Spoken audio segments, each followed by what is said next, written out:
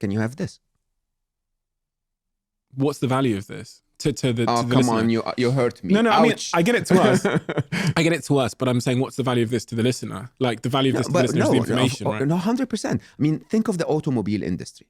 There was a time where cars were made, handmade and handcrafted and luxurious and so on and so forth. And then, Japan went into the scene, completely disrupted the market. Cars were made in mass quantities at a much cheaper price. And yes, 90% of the cars in the world today, or maybe a lot more, I don't know the number, are no longer, emotional items. Okay, they're functional items. There is still, however, every now and then, someone that will buy a car that has been handcrafted, and, right? There is a place for that. There is a place for, if you go walk around hotels, the walls are blasted with sort of mass-produced art, okay? But there is still a place for an artist expression of something amazing, okay?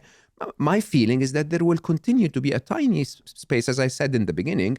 Maybe in 5 years' time, one or two people will buy my next book and say, hey, it's written by a human. Look at that. Wonderful.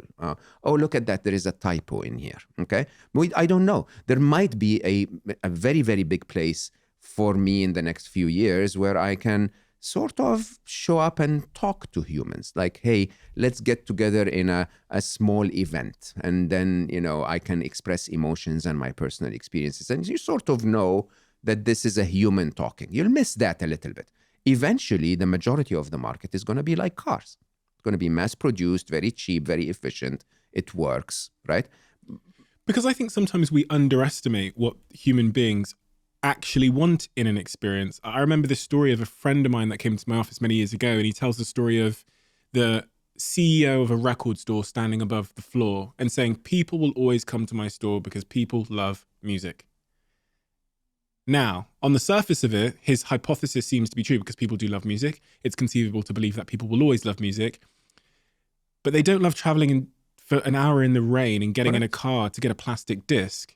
Correct. What they wanted was music. What they didn't want is evidently plastic discs that they had to travel for miles for. And I think about that when we think about like public speaking and the Drake show and all of these things. Like what people actually are coming for, even with this podcast, is probably like information.